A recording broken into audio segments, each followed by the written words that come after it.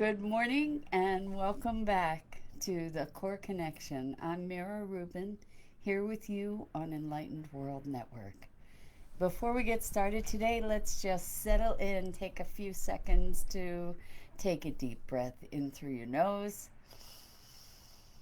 Hold it, feel your lungs fill up. Imagine all that oxygen coursing through your body, and then exhale and release any tension in your neck and your shoulders and your back. And let's take another deep breath in.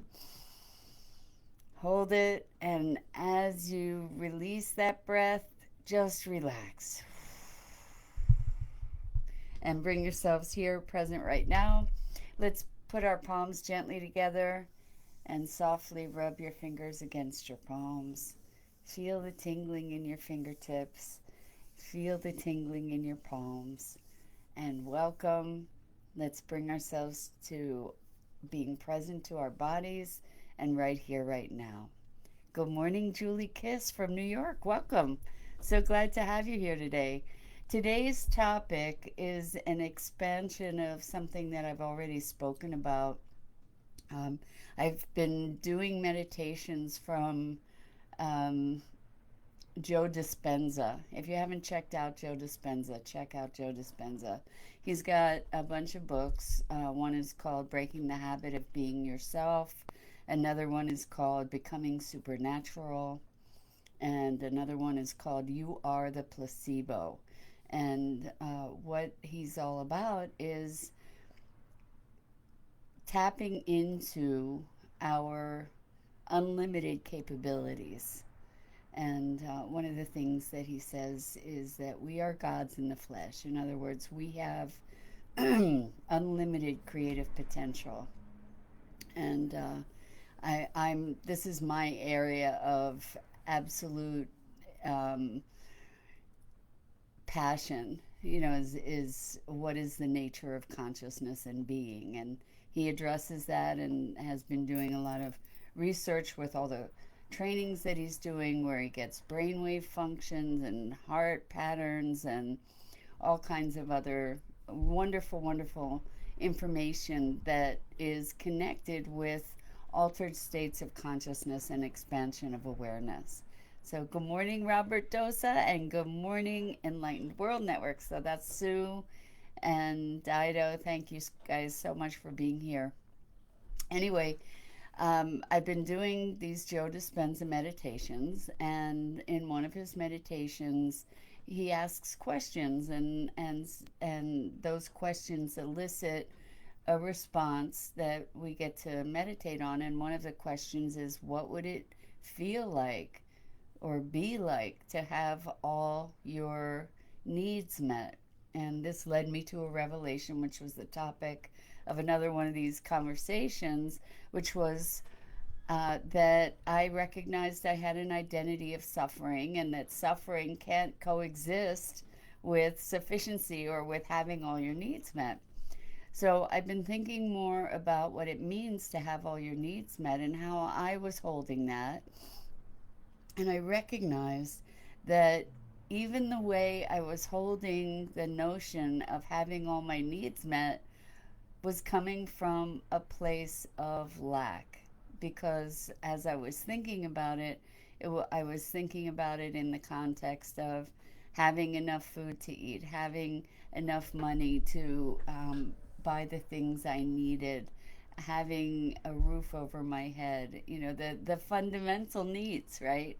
Food, shelter, and health, which is also a great thing. And then I started thinking a bit more broadly to, well, what about the need for passion and purpose? And what about the need for creative expression? And what about the need for expanding into the fullest expression of myself? And the idea that we can go beyond the basics, that we really do have a need in our lives to come into full expression. And what would that look like? And so I want to discuss that with you today. So Scarlett Peterson is here from London. Welcome. This is great. So let's look at what our needs are to thrive, not just survive. And it's so interesting to me that coming from an attitude of abundance and sufficiency, I was limiting my perception about what what my need, these needs that I want to have met are. And I think instead of focusing on a need to survive, what about a need to thrive? And also defining this thrival on not on material things so much as on an experience of richness and abundance and joy and enlivenment in life. So today, I just want to invite you to look at what are the needs that you have that, if they were met, your life would be so completely enriched.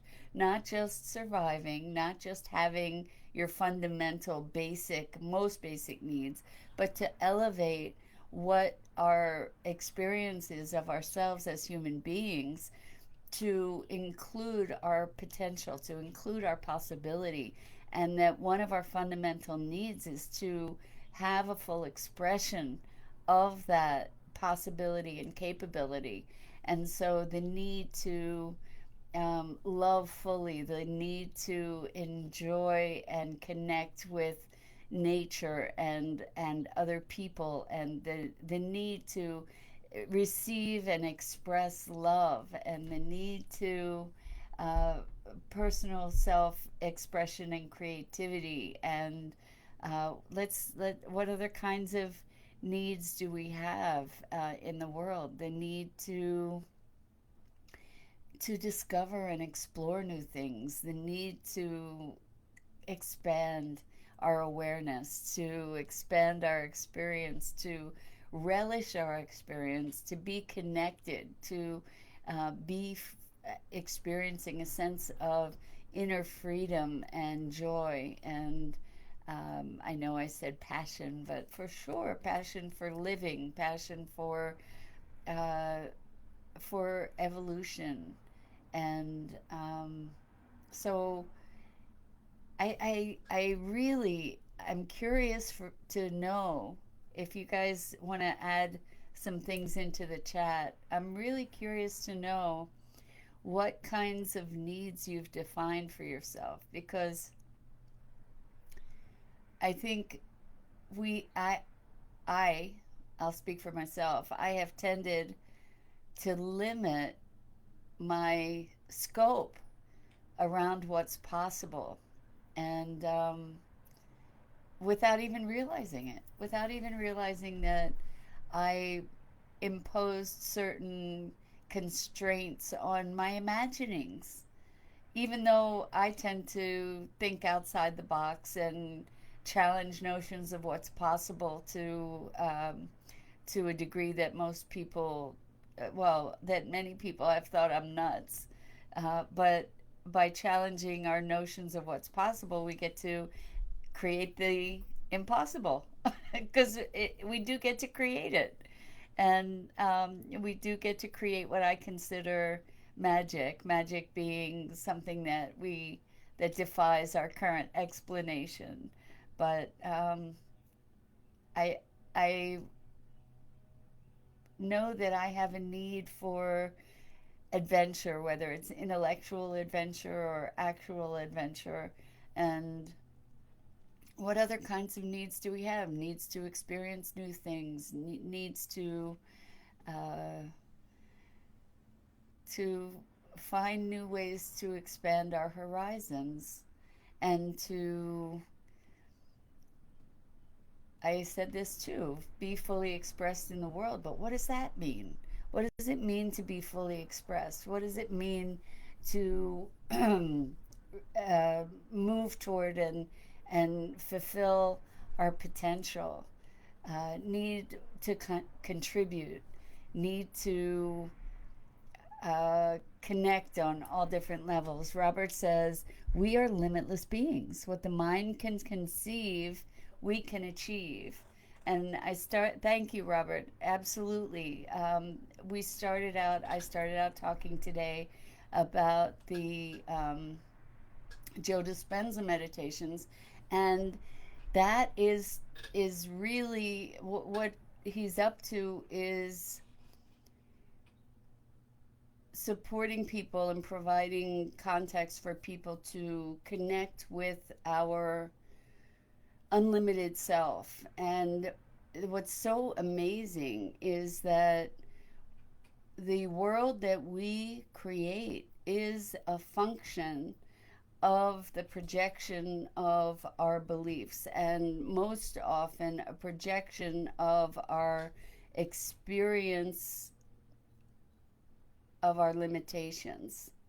So we believe that we are bound by the physical. We believe to our bones, culturally, whatever, we believe that we are subject to time and gravity and space. Now, I'm not advocating that you just go and, see if you can fly or anything like that, because those beliefs are so deeply entrenched that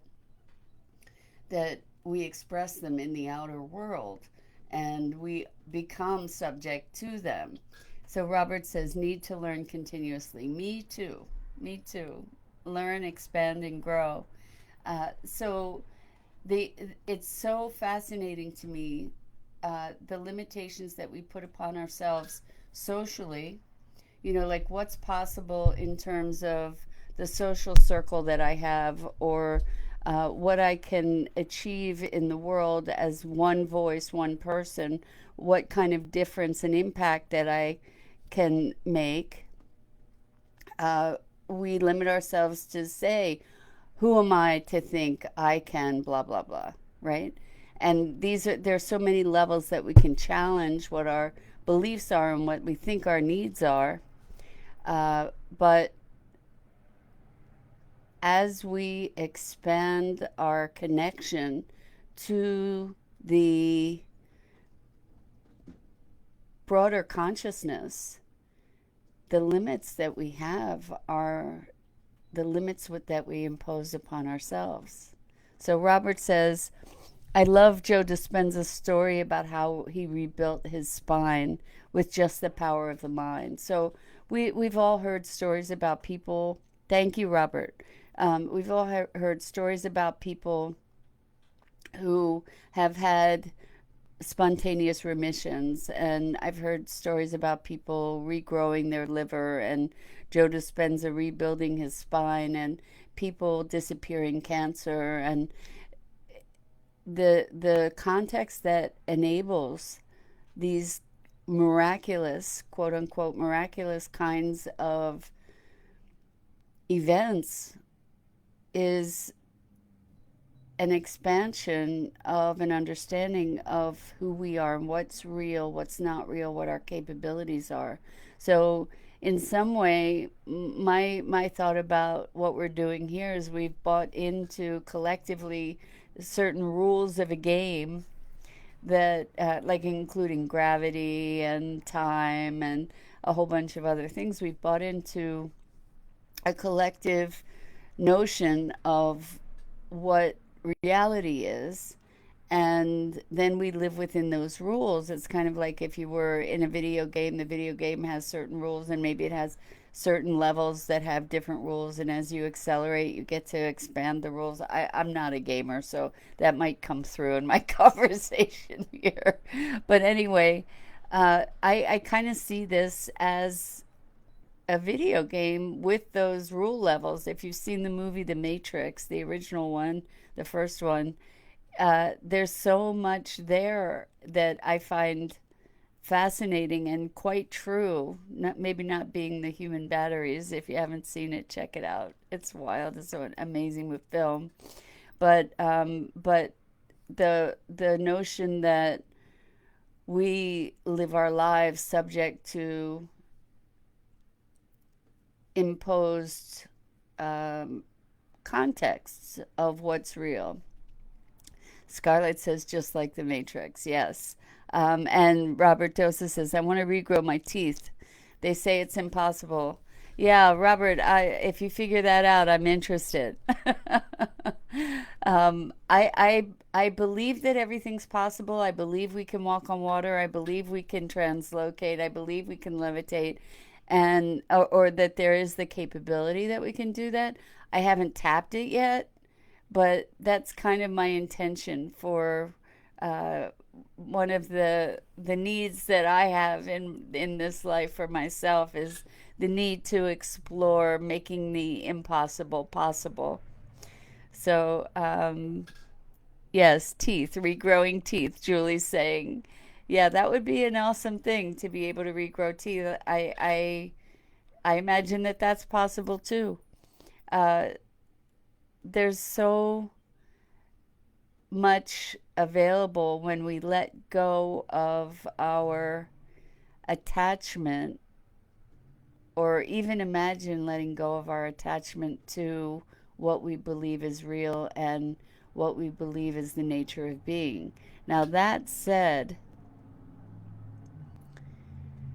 I've been working with a bunch of people. I have a coaching practice and it's full right now, which I'm very excited about. I'm working with extraordinary people that are doing really, really awesome things in the world and have very big visions for making a difference. And one of what I use in my coaching program is a modality that I've developed called Core Connection.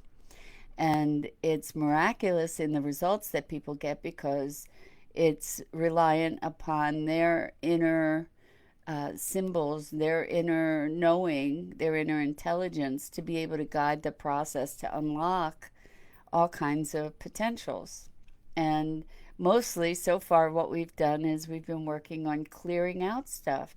And what I've noticed is that as people are moving more deeply into this work, that they recognize on an conscious and sometimes other than conscious level, they recognize that what they're confronting is letting go of identities that they have recognized themselves to be. So their limited selves, people have said outright, I don't know who I'm going to be on the other side. How am I going to introduce myself? Who am I if I'm not my limitations? Who am I if I'm not someone who suffers? Who am I if I'm not someone who, or if I'm not someone who doesn't love myself?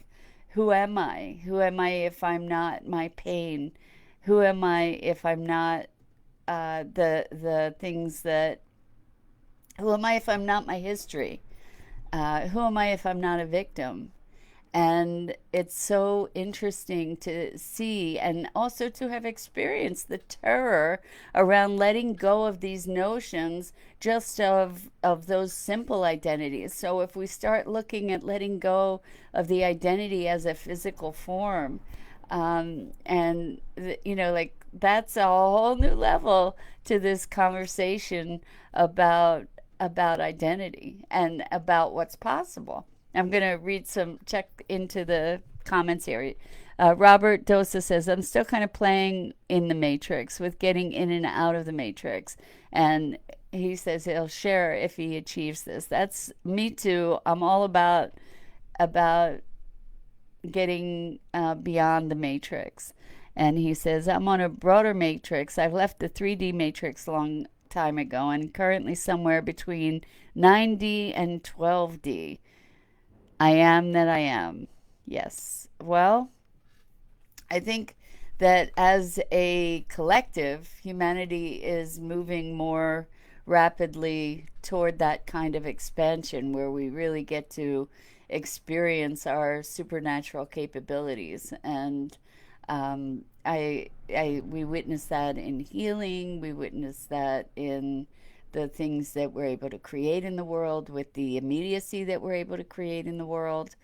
It's pretty fascinating stuff. So this whole conversation started out by uh, talking about what our needs are. What would it look like to have our needs met?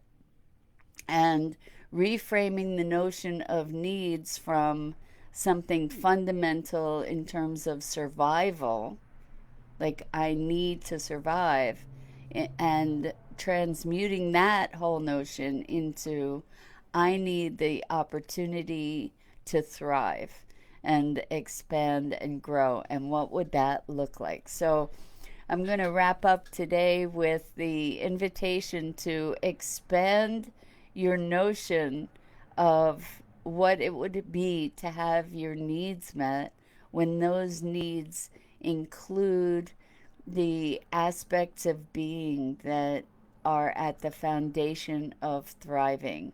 So I need joy, I need beauty, I need passion, I need constant learning, I need full expression. Like these are needs to also have met and to step into the the sufficiency and the wholeness that encompasses all those aspects of life and living and possibility.